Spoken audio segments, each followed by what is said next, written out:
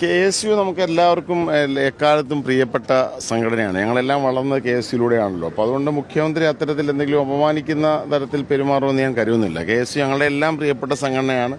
ഞങ്ങളെല്ലാം ഈ സ്ഥാനത്തെത്തിച്ചത് അല്ലെങ്കിൽ വളർത്തിക്കൊണ്ടുവന്ന പ്രസ്ഥാനം KSU ആണ്. ശൈലിയുമായി ബന്ധപ്പെട്ട് അങ്ങനെ ഒരു KSU പ്രസിഡന്റിനെ ഇതുവരെ മുഖ്യമന്ത്രി കണ്ടില്ല എന്നുള്ളതാണ് പരാതി. കാണാൻ സമയം കൊടുത്തില്ല എന്നുള്ളതാണ്. അത് എനിക്ക് തോന്നുന്നു അത് ഔദ്യോഗികമായ തിരക്കുകളുണ്ടല്ലോ. ഇപ്പോൾ സ്വാഭാവിക മുഖ്യമന്ത്രി സ്ഥാനം എന്ന് പറഞ്ഞാൽ കേരളത്തിലെ ഏറ്റവും ഉത്തരവാദിത്തപ്പെട്ടൊരു സ്ഥാനമാണ്.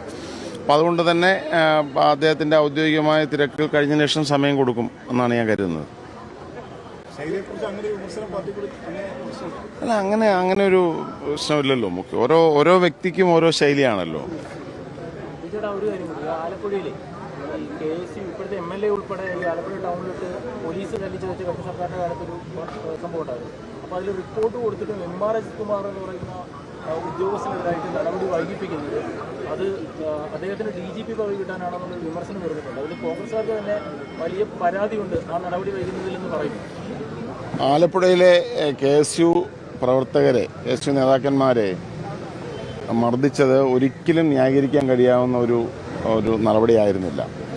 അന്നു മുതൽ തന്നെ UDFും കോൺഗ്രസും എല്ലാ സംഘടനകളും അതിനെ അതിശക്തമായി അപലപിച്ചതാണ്. അതുമായി ബന്ധപ്പെട്ട പോലീസ് ഉദ്യോഗസ്ഥന്മാർക്ക് നേരെ ശക്തമായ നടപടിയാണ് സർക്കാർ സ്വീകരിച്ചത്. നിലവിൽ ആരൊക്കെ അതിനെക്കുറിച്ച് ഉൾപ്പെട്ടിട്ടുണ്ടെന്നുള്ള അന്വേഷണവും നടക്കുന്നുണ്ട്. എൻ്റെ റിപ്പോർട്ട് സ്വാഭാവികമായും ഗവൺമെൻറ് മുമ്പിലുണ്ടെങ്കിൽ കുറ്റക്കാർക്കെതിരെ നടപടി ഉണ്ടാവും. അതിപ്പോൾ അതല്ലാതെ നമ്മൾ ബാക്കിയൊക്കെ ഊഹാപോഹങ്ങളാണല്ലോ. അപ്പം നമുക്കിപ്പോൾ നടപടി കൃത്യസമയത്ത് എടുക്കേണ്ട സമയത്ത് എടുക്കുമെന്നാണ് ഞാൻ കരുതുന്നത്. അല്ല, ഞാൻ പറഞ്ഞല്ലോ, അത് ഇപ്പം നമുക്ക് ഇത്തരത്തിൽ റിപ്പോർട്ടുണ്ട് എന്ന് പറയുന്നതല്ലാതെ കൃത്യമായി ആ ഒരു ധാരണയില്ലല്ലോ. റിപ്പോർട്ടിൻ്റെ കണ്ടന്റ് എന്താണെന്ന് എനിക്കറിയില്ല. അപ്പോൾ സ്വാഭാവികമായും അത്തരമൊരു അറിയാൻ വയ്യാത്തൊരു കാര്യത്തെക്കുറിച്ച് പരാമർശിക്കുന്നത് ശരിയല്ല. പക്ഷെ ആരെയും സംരക്ഷിക്കേണ്ടി ഇപ്പോൾ ആരെങ്കിലും KSU പ്രവർത്തകരുടെ ദേഹത്ത് അല്ലെങ്കിൽ KSU പ്രവർത്തകരെ എന്നുള്ളതല്ല. KSU പ്രവർത്തകരാകുമ്പോൾ ഞങ്ങൾ കൂടുതൽ അല്ലെങ്കിൽ അതിലൂടെ വന്ന ആളുകളെന്ന നിലയിൽ KSU യൂത്ത് കോൺഗ്രസ് പ്രവർത്തകരെ സംരക്ഷിക്കേണ്ട ഉത്തരവാദിത്വം തീർച്ചയായിട്ടും ഈ ഗവൺമെൻറ് ഉണ്ട്.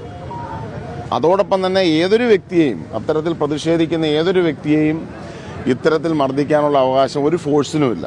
അന്നവിടെ തോമസിനെയും അജയ് ജുവൽ കുര്യാക്കോസിനെയും മറ്റ് കുട്ടികളെയുമൊക്കെ ആക്രമിച്ചത് മൃഗീയമായ രീതിയിലാണ്. അതിനകത്ത് എല്ലാ പരിധികളും ലംഘിച്ചു. നമുക്കൊരു സമരത്തിൽ പങ്കെടുക്കുന്ന ചെറുപ്പക്കാരെ പ്രതിരോധിക്കുന്നതിന് പോലീസിന് ഉപയോഗിക്കാവുന്ന ഒരു ഫോഴ്സിൻ്റെ ഒരു പരിധിയുണ്ട്. ഇവിടെ ഇതെല്ലാ പരിധിയും ലംഘിച്ചുകൊണ്ടാണ് അവരുടെ തലയടിച്ച് തകർത്തത്.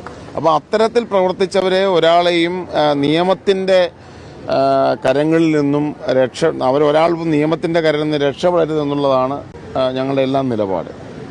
അത്തരത്തിൽ മാത്രമേ അതിനോട് പ്രതികരിക്കാൻ സാധിക്കൂ. ആ ഒരു ഉദ്യോഗസ്ഥനെ താങ്കളുടെ വകുപ്പിലുണ്ട്, ബെക്കോയിലെ MD ആണ്. അദ്ദേഹം തന്നെയായിരുന്നു കേരളത്തിലെ ഏറ്റവും കൂടുതൽ സർക്കാരിന് വരുമാനം ഉണ്ടാക്കുന്ന ജവാൻ എന്ന് പറയുന്ന മദ്യത്തിന്റെ ഉത്പാദനത്തിൽ ചില തടസ്സങ്ങളുണ്ടാക്കിയത്. അന്ന് താങ്കൾ തുറന്നു പറഞ്ഞു അന്ന് ചില പ്രശ്നങ്ങളുണ്ടായിരുന്നു. അതിൽ എന്തെങ്കിലും അന്വേഷണ നടപടിയായോ? ജവാന്റെ ഉത്പാദനം നിലച്ചതുമായി ബന്ധപ്പെട്ട് ടാക്സ് സെക്രട്ടറിയുടെ നേതൃത്വത്തിലുള്ള അന്വേഷണം നടന്നിട്ടുണ്ട്. അവരവിടെ ഇൻസ്പെക്ഷൻ ഉൾപ്പെടെയുള്ള കാര്യങ്ങൾ നടത്തി. ഒരു ഇൻസ്പെക്ഷൻ ടീമാണ് അന്വേഷണം നടത്തിയത്. അതിൻ്റെ റിപ്പോർട്ട് എൻ്റെ മുമ്പിൽ എത്തിയിട്ടില്ല. അത് വന്നെങ്കിൽ മാത്രമാണ് അതിനകത്ത് എന്താണ് സംഭവിച്ചതെന്ന് പറയാൻ സാധിക്കുന്നത്. പിന്നെ ഉദ്യോഗസ്ഥരെ സംബന്ധിച്ച് സർക്കാർ നിയോഗിക്കുന്ന ഉദ്യോഗസ്ഥന്മാരാണ് ഓരോ സ്ഥാപനങ്ങളുടെയും തലപ്പത്തിരിക്കുന്നത്. അത് സ്വാഭാവികമായും ഒരു ഔദ്യോഗിക നടപടി മാത്രമാണ്. അപ്പം അതിലുള്ള നമ്മുടെ അഭിപ്രായങ്ങളൊന്നും സ്വാഭാവികമായും അത് സർക്കാർ തലത്തിലാണ് ചർച്ച ചെയ്യപ്പെടേണ്ടത്. KSU യൂത്ത് കോൺഗ്രസ് പ്രവർത്തകരെ മർദ്ദിച്ച കേസിൽ അതിൽ മർദ്ദിച്ചവരും മർദ്ദനത്തിന് കൂട്ടുനിൽക്കുന്നവരുമായ ആളുകളെ ഈ ഗവൺമെൻറ് സ്പെയർ ചെയ്യില്ല എന്നുള്ളതാണ് എൻ്റെ 100% ബോധ്യം.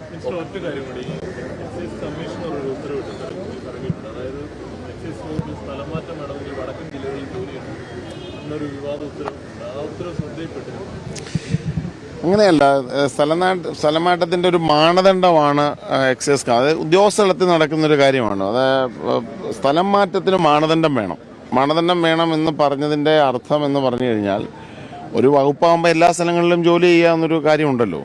അപ്പം കഴിഞ്ഞ നിരവധി വർഷക്കാലമായി സ്വന്തം ജില്ലകളിൽ നിന്നും തെക്കൻ ജില്ലകളിൽ നിന്നും മലബാറിലേക്ക് മാത്രം നിൽക്കപ്പെട്ട ആളുകളുണ്ട്. അതിനകത്ത് പലതരത്തിലുള്ള ആരോപണങ്ങളുണ്ട്, രാഷ്ട്രീയവാദിയൊക്കെ പറഞ്ഞിട്ടുള്ള സാഹചര്യങ്ങളുണ്ട്. അപ്പോൾ ഒരു ഫോഴ്സ് ആകുമ്പോൾ സമതുലിതമായിട്ടാണ് എല്ലാവരും എല്ലാ സ്ഥലങ്ങളിലും ജോലി ചെയ്യുക എന്നുള്ളതാണ് അതിനകത്തെ ഒരു കാര്യം. അപ്പോൾ അതെല്ലാം ഉൾപ്പെടുത്തിയാണ് ട്രാൻസ്ഫർ നോംസ് തയ്യാറാക്കപ്പെട്ടത് എന്നാണ് എനിക്ക് മനസ്സിലാവുന്നത്. എല്ലാവർക്കും അവരുടെ ചോയ്സ് പറയാം. അപ്പോൾ ഒരു നോംസ് അനുസരിച്ച് കാര്യങ്ങൾ ചെയ്യുന്നതല്ലേ എപ്പോഴും നല്ലത്. ഒറ്റ കാര്യം, ഈ ആലപ്പുഴയിൽ കഴിഞ്ഞ ദിവസം താങ്കളും എം പിയും ഒക്കെ പങ്കെടുത്ത ദേശീയപാതയുടെ ഒരു യോഗം നടന്നത്, അതിൽ കുറേ തിരുത്തൽ നടപടികൾ ഉണ്ടാകുമെന്ന് പറഞ്ഞിരുന്നു. പക്ഷേ ആ യോഗം കഴിഞ്ഞ് ഏകദേശം ഒരാഴ്ചയാകാറായി. ഒരു സ്ഥലത്തും ഈ ദേശീയപാതയുടെ കരാറുകാരോ ദേശീയപാത അതോറിറ്റിയോ പറഞ്ഞ ഒരു കാര്യങ്ങളും ചെയ്യുന്നതോ തുടക്കം കുറിക്കുന്നതായി ശ്രദ്ധയിൽപ്പെട്ടിട്ടില്ല. ഇപ്പം മഴ മാറി നിൽക്കുന്നു, ചെയ്യാൻ പറ്റിയ അന്തരീക്ഷമുണ്ട്. വീണ്ടും ഒരു യോഗത്തിൽ ജനപ്രതിനിധികൾ ഉൾപ്പെടെ പറഞ്ഞത് അത് ജില്ലയുടെ ചുമതല മന്ത്രി എന്ന നിലയിൽ ഈ വിഷയം തീർച്ചയായിട്ടും ഞങ്ങൾ കളക്ടറുടെ ഉണ്ട്, അത് പരിശോധിക്കും. അന്നെടുത്ത തീരുമാനങ്ങൾ നടപ്പിലാക്കുക എന്നത് വളരെ കൃത്യമായ ഒരു ഉത്തരവാദിത്തമാണ്. കാരണം തീരുമാനങ്ങൾ എടുത്താൽ മാത്രമേ നടപ്പിലാക്കുകയും ചെയ്യണം. പക്ഷെ അതിനടുത്ത പല നടപടികളും ദീർഘകാലാടിസ്ഥാനത്തിലുള്ള നടപടികളാണ് അന്ന് അവിടെ പ്രപ്പോസ് ചെയ്യപ്പെട്ടത്. കാരണം അണ്ടർപാസുകൾ, അതോടൊപ്പം ഉയരപ്പാത, കൂടാതെ ദീർഘകാലാടിസ്ഥാനത്തിൽ ഈ ദേശീയപാതയുടെ അശാസ്ത്രീയമായ നിർമ്മാണ നിമിത്തം ജലനിർഗമന മാർഗങ്ങൾ അടഞ്ഞുപോയത് ക്ലിയർ ചെയ്യുക, ഇത്തരത്തിലുള്ള നടപടികളാണ് അന്നവിടെ കൂടുതലും ചർച്ച ചെയ്യപ്പെട്ടത്. അപ്പോൾ ഏതൊക്കെയാണോ അന്നെടുത്ത തീരുമാനങ്ങളിൽ ഇതുവരെ തുടങ്ങാതിരുന്നത് അത് പരിശോധിച്ച് അതിനാവശ്യമായ നടപടി സ്വീകരിക്കും.